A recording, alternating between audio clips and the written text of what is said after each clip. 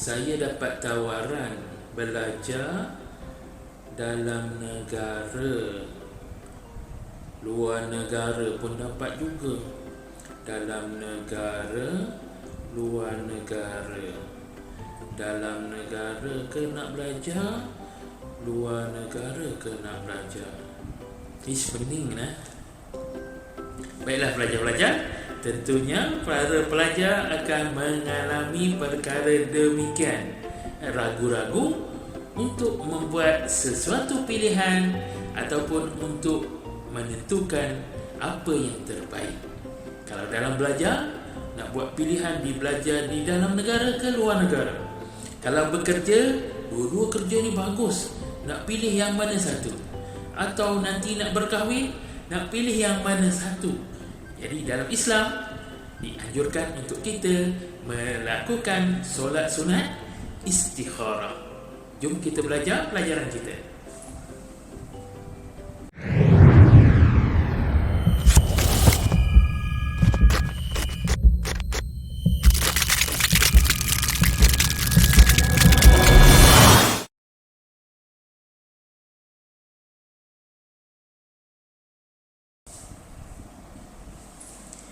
Bismillahirrahmanirrahim. Assalamualaikum warahmatullahi wabarakatuh. Bersama dengan saya Ustaz Hamdan bin Hamid dari SMK Darul Ihsan Selayang Baru. Hari ini kita akan belajar mata pelajaran Pendidikan Islam tingkatan 5 bidang fiqh, pelajaran yang ke-11 unit 1, solat sunat istikharah. Dalam buku teks boleh tengok pada muka surat 90 hingga 92. Okey, solat sunat istikharah. Apakah dia maksud solat sunat istikharah? Di awal tadi kita ada beberapa pilihan yang harus kita buat. Jadi dalam Islam kita dianjurkan oleh Islam untuk kita melakukan solat sunat istikharah. Maksud solat sunat istikharah ialah solat yang dilakukan untuk memohon petunjuk Allah Subhanahu Wa Taala dalam menentukan pilihan bagi sesuatu perkara. Kita ada pilihan nak buat, nak lakukan sesuatu, jadi kita minta dengan Allah, mohon petunjuk dengan Allah. Kalau kita nak belajar, kita ada pilihan dalam negeri ke luar negeri, ataupun universiti kita dapat dua-dua yang bagus dalam negeri ke, ataupun kita nak kahwin ke nanti kan, ada pilihan nak kerja ke, dapat dua kerja yang bagus, maka kita lakukan solat sunat istikharah. Baik, seterusnya cuba kita tengok pula apakah hukum dia. Hukumnya ialah sunat. Sunat, hukum kita melakukan solat sunat istikharah. Dalil naqli solat sunat istikharah ni ialah Jabir bin Abdullah Al-Ansari radhiyallahu anhu meriwayatkan bahawa Rasulullah sallallahu alaihi wasallam pernah mengajarkan kami tentang istikharah. Baginda bersabda, "Idza hamma ahadukum bil amri falyarka' rak'ataini min ghairil fariidah." Apa maksudnya? Riwayat Muslim. Maksudnya, jika salah seorang daripada kalian gusar tentang sesuatu perkara, nak buat yang macam mana, nak ambil tindakan yang macam mana, gusar, maka dirikanlah solat sunat 2 rakaat selain daripada yang difardukan. Inilah dalil solat sunat istikharah. Okay, seterusnya kita tengok kaifiat menunaikan solat sunat istikharah. Bagaimanakah cara kita nak menunaikan solat sunat istikharah ni? Pertama, niat. Niat di dalam hati. Lafaz niat dia, apa lafaz dia? Lafaz yang kita ucapkan di mulut.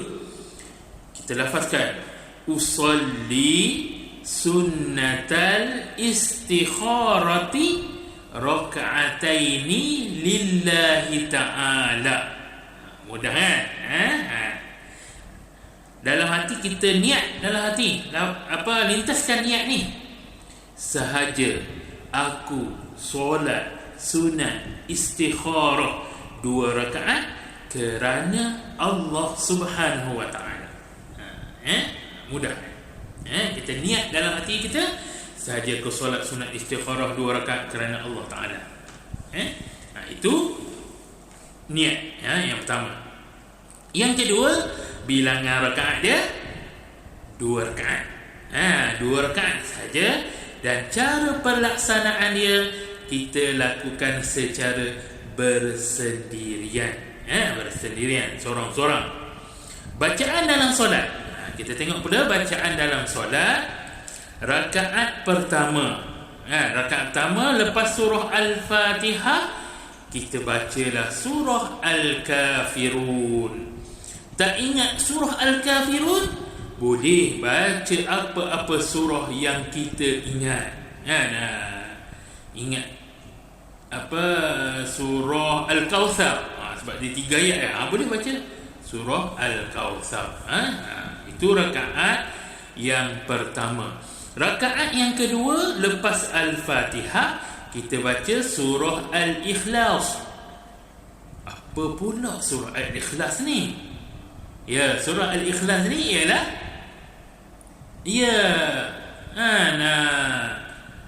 Qul tu, yang mula dengan Qul.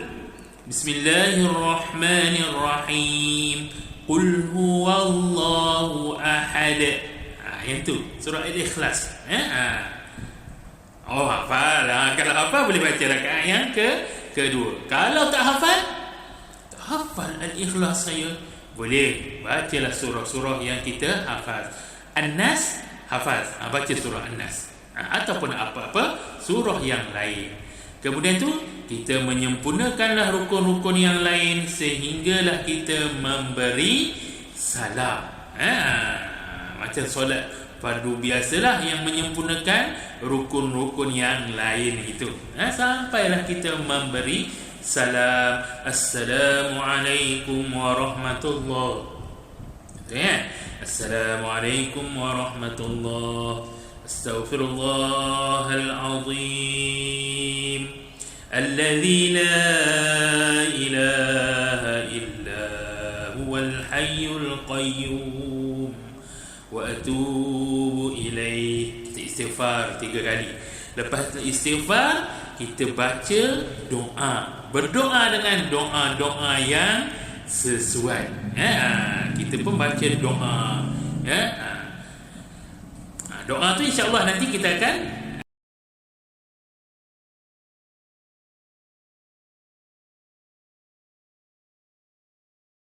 menunaikan solat sunat istikharah. Apakah hikmah dia? Yang pertama, hikmah dia ialah meningkatkan keimanan kepada Allah Subhanahu wa taala.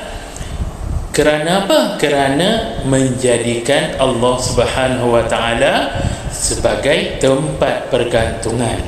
Jadi bila kita lakukan sesuatu, kita ada pilihan yang mana yang lebih baik, kita lakukan solat sunat istikharah.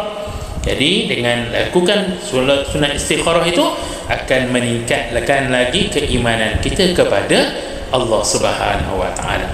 Okey, itu yang pertama. Yang kedua, apakah dia yang kedua? Yang kedua ialah mendidik umat Islam agar sentiasa memohon sesuatu kepada Allah Subhanahu wa taala, terutama sekali dalam membuat keputusan. Sebab tu dalam Al-Fatihah kita selalu sebut iyyaka na'budu wa iyyaka nasta'in. Hanya kepada Engkau lah na'budu, kami menyembah, wa iyyaka, dan hanya kepada Engkaulah, kepada Allah SWT, nasta'in, kami memohon pertolongan. Jadi bila dalam semayang kita membaca surah Al-Fatihah itu, ini akan mendidik umat Islam agar sentiasa memohon sesuatu kepada Allah Subhanahu wa ta'ala. Dan yang ketiga ialah menjauhkan diri dari perbuatan syirik dengan memohon bantuan selain daripada Allah Subhanahu wa ta'ala.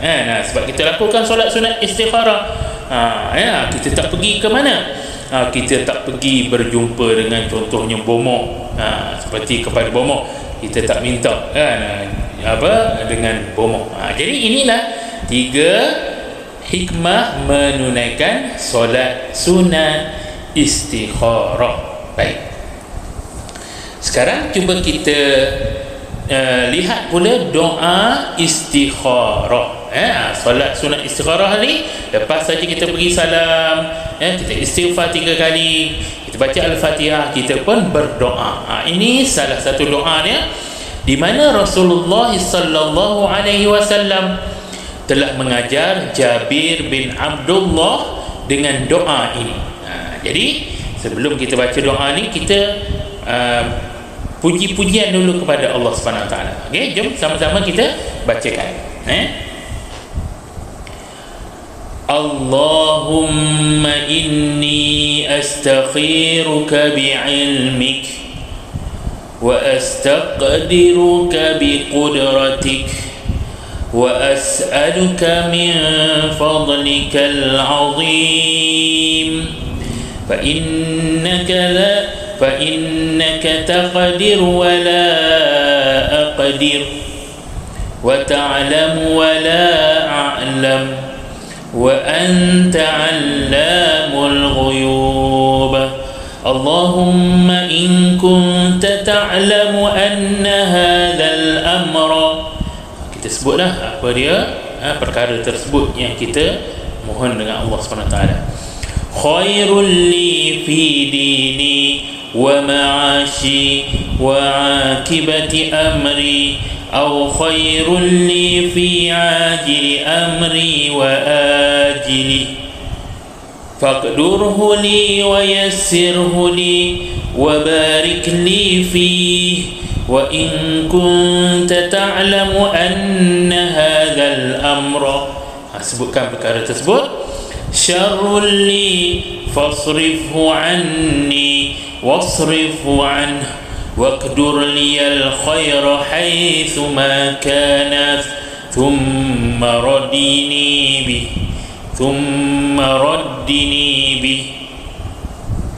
Apa maksudnya? Okey, mari kita tengok maksud dia. Ya Allah, sesungguhnya aku memohon petunjuk daripadamu dengan ilmu-Mu, dan aku memohon ketetapan dengan kekuasaanmu, dan aku memohon diberikan daripada kurniaan-Mu yang agung. Sesungguhnya Engkaulah berkuasa dan aku tidak berkuasa. Engkaulah mengetahui sedangkan aku tidak mengetahui, dan Engkaulah maha mengetahui perkara ghaib. Ya Allah, seandainya Engkau mengetahui perkara ini, kita sebutlah perkara apa dia, ialah sesuatu yang baik kepadaku dalam agamaku, kehidupanku dan akibat perbuatanku ini, atau baik dalam waktu terdekat ini dan masa hadapan, maka tetapkanlah dan permudahkanlah untukku, berkatilah aku dengannya. Dan apabila Engkau mengetahui perkara ini, sebutkan perkara tersebut tidak baik untukku, jauhkanlah daripadaku dan jauhkanlah aku daripadanya. Tetapkanlah kebaikan kepadaku di mana-mana sahaja kebaikan ini berada, dan redhakanlah aku dengannya. Okey, itu makna doa istikharah.